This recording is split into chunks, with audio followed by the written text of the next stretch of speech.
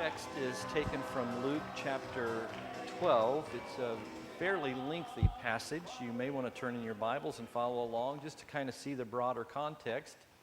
But the words will be up on the screen behind me as well. And let me just in prefacing this, I'm going to be talking this morning about some of the goals that graduates often have. A goal particularly, I came across a survey recently that indicated that the driving force behind a lot of the decisions that graduates were making recently, I can't remember if it was last year or the year before, but it was driven by hopes and dreams of acquiring wealth. And I don't think any of us are probably too surprised to hear that. I mean, realistically, we live in a world that requires money to get along and survive. But I sensed that this survey was revealing something deeper, that we were being driven by more than just wanting to meet our needs, but by a desire to acquire wealth in the belief that that's what is going to bring happiness and fulfillment. And Jesus had something to say about that, and we read these words in Luke chapter 12. Someone in the crowd said to him, "Teacher, tell my brother to divide the inheritance with me." Jesus replied, "Man, who appointed me a judge or an arbiter between you?" Then he said to them, the people that were gathered there watching and listening, he said, "Watch out, be on your guard against all kinds of greed." Some of your translations may render that word greed covetousness. Watch out, be on your guard against all kinds of covetousness or greed. A man's life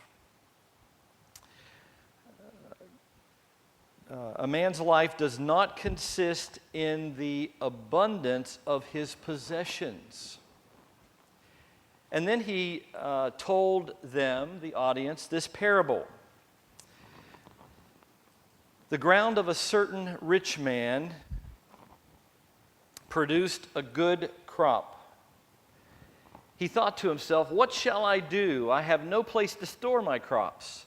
Then he said, "This is what I'll do. I'll tear down my barns and build bigger ones. And there I will store all my grain and my goods." And by the way, this was an agricultural society. And so the people listening to Jesus would be very envious of this man because he was very successful in an area that many were striving to be successful in agriculture.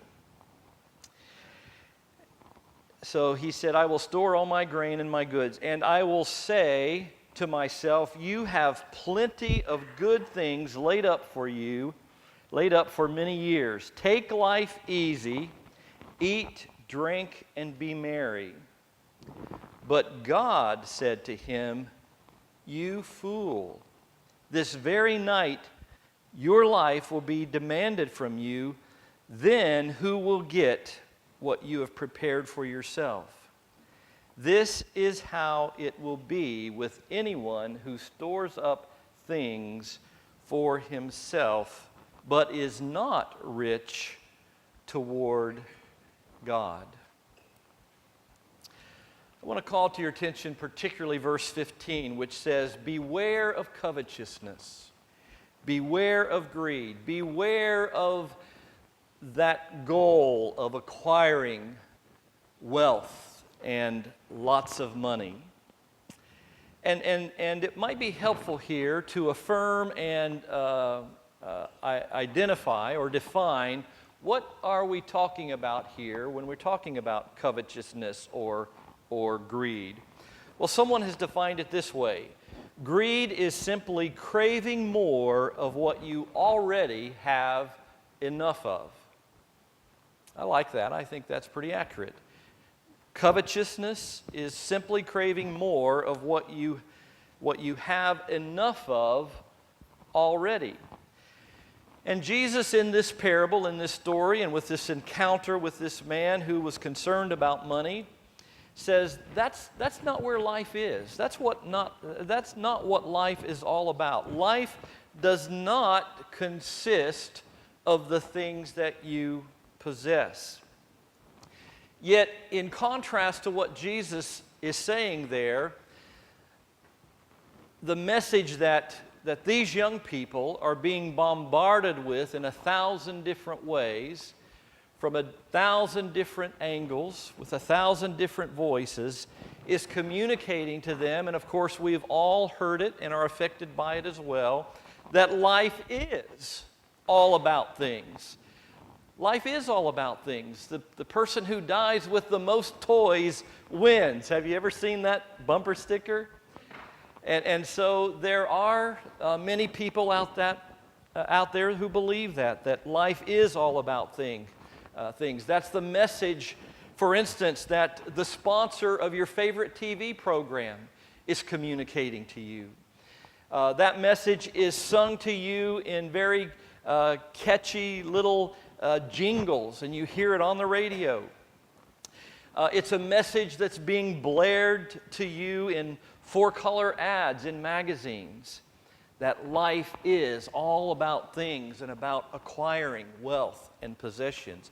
But again, in contrast to that, Jesus comes along and says, beware of craving more and more of what you already have enough of. And then to drive home that basic point, that basic lesson, he tells us this story about a businessman. And as we look at the story, we can observe some things about this businessman. First of all, and by the way, this businessman was doing his business in agriculture. He was a farmer, okay? Which again would have been kind of the predominant way and popular way that people made their killing in this day and age and culture. And this businessman was very successful. As a matter of fact, we see here that he is wealthy. And the folks that were listening to Jesus tell this story that day would have considered this man to be very successful. He was considered to be very successful because he was wealthy. Now, what strikes me about that is that all of these hundreds of years later, this is still how we often evaluate people today, unfortunately. We all these years later are still measuring people by what they have rather than by what they are and who they are. Now, I want to pause here for just a moment to make sure you're not reading more into what I'm saying here than what I'm saying and what I believe the text is saying. I don't believe that it's Jesus' point, and it's certainly not my point because of that, to in any way indicate to you that riches are evil, that this is a message against acquiring wealth, and that riches are evil. That's not Jesus' purpose in sharing this story, and consequently, it's not my purpose in sharing it with you today. As a matter of fact, some of God's great Bible characters were people of wealth. They were great men and women in scriptures who were wealthy. Abraham, for instance, by the standards of his day, he was considered to be a very wealthy man. Job, we often think of Job's suffering and the patience that it required to endure all that he did. But did you know that as a reward to Job for all that he suffered, for all that he experienced, God rewarded him with great wealth on the other side of all of his suffering? And so he became a very wealthy man. David and Solomon were very wealthy kings. So wealth in and of itself is not evil. But and this is an important qualifier here, but for every verse in the Bible that tells us of the benefits of wealth, there are 10 other verses that would warn us of the danger in pursuing wealth as a goal. And here's the danger. Money or wealth has a way of binding us to the temporal and blinding us to the things that are eternal. Let me put it another way. Money has a way of blinding us to, binding us to the things that are physical and blinding us to the things that are spiritual. That's the danger of wealth. We also see that this man was industrious. He was a hard worker. And part of the reason why I know this not only is because of the fact that he acquired a lot of wealth, but because of the fact that he was a farmer. He made his money in agriculture. I mean, this guy wasn't running a casino on the side. He wasn't using his farm as a front for dealing drugs. This man was a farmer. And if there's anything that I know about farming, and I've never lived on a farm, I'm a city boy, I grew up in a small town, never lived on a farm, but in one of my pastorates, there were a number of farmers. As a matter of fact, many of you had the opportunity to meet one of those farmers, Randy Stisser, and his wife Linda, when they were here on a work project here at our church. And over the years, as I've had a chance to know a few farmers and to observe their lifestyle, one of the things that I know about farming is that wealth and success in farming doesn't come easy. These people work long and hard days. Fields don't just plant themselves, and harvests don't just gather themselves together by themselves. Farmers make their money by the sweat of their brow. It's hard work. And by the way, the Bible commends hard work. That's a virtue, according to God. God places a high value on hard work. He commends it in His Word. But even in hard work, even in industry, there is a danger that we can experience if we're not careful. You can work hard and never ask, what am I really working for? Why am I really doing this? You see, that's the danger of working hard. You can work hard and never ask yourself, why am I doing this? Why am I working so hard? The danger in industry is that it's possible to be industrious in the wrong things. And so we would be wise to ask, why am I doing this? We also see that this businessman was progressive. I mean, after he had made his killing in the market, he decides that he's going to invest in capital improvements. He's going to tear down his old barns and build new ones. And that's kind of progressive, and especially in that culture and society, this was seen as a very progressive thing. And we admire progressive ideas and thoughts, and so did the people in this particular culture. They admired progressive thoughts and ideas. But even here, too, there's a place for balance. I mean, there's a danger that can also be experienced in being progressive. And that danger is often experienced in relationship to progress not being made in people, but being made in property. You see, we tend to, in our evaluation of progress, to make that evaluation in the acquiring of property as opposed to investing in the lives of people. And that's one of the dangers related to being progressive. Let me share with you a question that I think illustrates what I'm trying to say here. And the question is simply this: is it really progress? Think about it.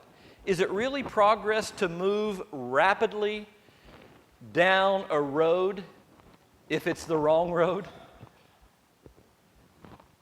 Of course not. It's not only important that you make progress in moving down the road, but you want to make sure you're on the right road if you're moving rapidly down that road. Now here's a man in Jesus' story who was rich, he was industrious, he was progressive, and again, these were all things that people listening to Jesus would have valued. These are things that we value. And because of that, we might naturally be envious of this man. I suspect that people listening to Jesus were somewhat envious of this man. It seemed that he had everything going for him. It seemed that he had been successful in all these different areas of life until one night everything changed. Death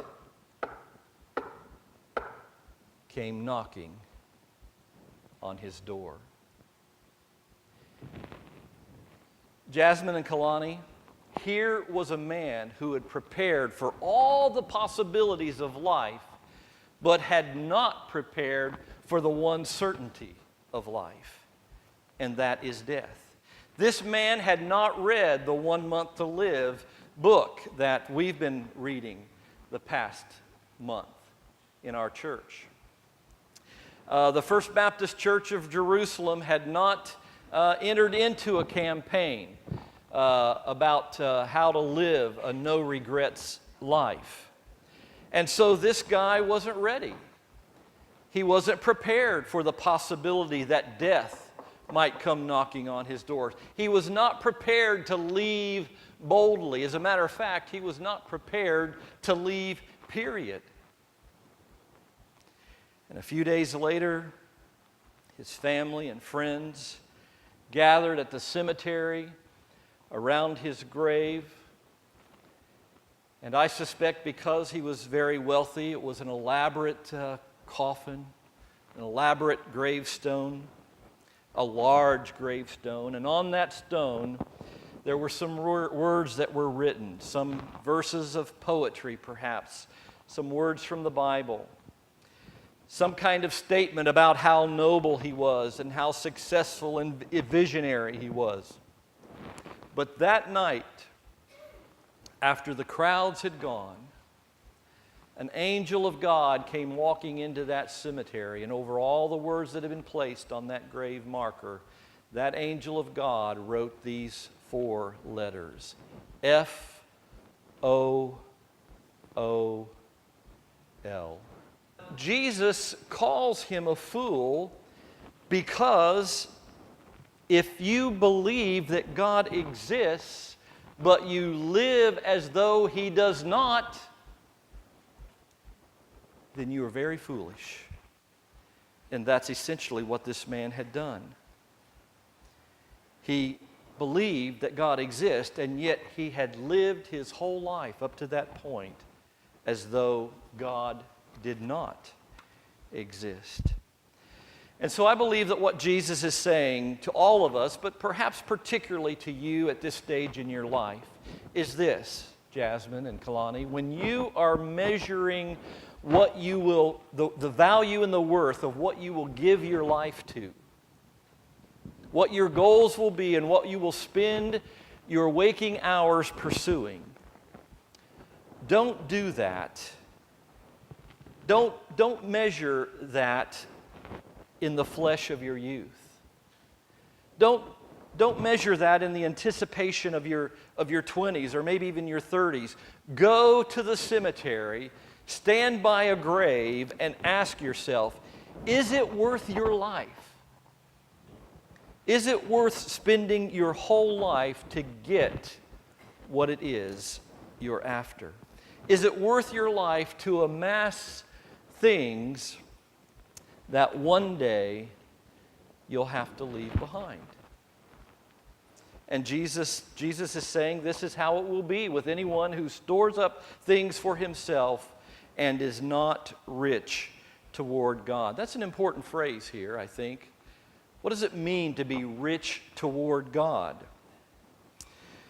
How can we be rich toward God? Well, quite simply, I think it simply means that if your life is rich toward God, your life is centered in God. If you're rich toward God, your life is focused on Jesus. And Jesus drives this point home when he says in verses 22 and 23, "Therefore I tell you, do not worry about your life, what you will eat, or about your body, what you will wear. For life is more than food, and the body more than clothes." He's saying, don't worry about them. Don't make them the aim of your life. Seek first His kingdom, and all these other things will be given to you as well. Jasmine and Kalani, this is an exciting time in your life. Even in spite of the economy and the other negative things that might be said about our world right now, this is an exciting time for you. Your future has amazing possibilities. And I know you have goals and dreams and aspirations, hopes for things that you desire. But as you stand on the threshold of your future, as you stand on the threshold of the rest of your life,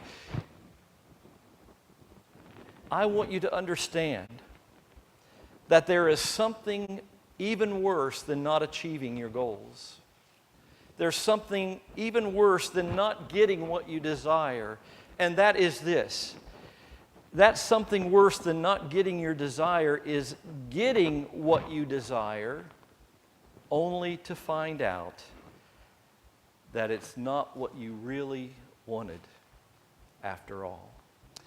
I want to close by telling you a story about a king who had a rather stupid servant. So stupid that he was exasperating to his master, to his king. And the king often found it very frustrating to deal with this stupid servant.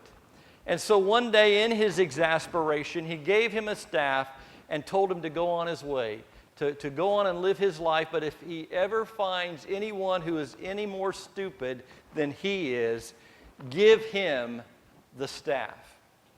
And so the servant went on his way, and out in the marketplace, in the fields, and as he lived out his life, he met a lot of people, some of them that he thought were pretty stupid, but he was never really sure whether or not they were any more stupid than he was. So he kept the staff until one day he was invited back to the castle. And there he learned that his master, the king, was very, very sick. The servant was invited into his bedroom where he lay on his deathbed, and they visited a little bit, but in the course of the conversation, the master said, "I am going on a long journey. I'm going on a long journey." And the servant, in response to that, said, "Well, when do you plan to come back, O king? When do you plan to come back?" And the king responded, "This is a journey from which I will not return." And the servant said, "Sir, have you made all the necessary preparations?" And the master said, No, I have not." And the servant asked, "Well, could you have made preparations for this journey?" And the master said, "Well, yes, I guess I've had my whole life to make those preparations. But I've been busy with other things. And the servant said to his master, Master, you mean to tell me that you're going on a journey from which you will never return, and you could have prepared for it, but you just didn't? And the master said, Yes, I'm afraid that's right. And the servant took his staff, the staff that he had carried so long, and said to his master, Master, take this with you. At last I've met a man more stupid than myself.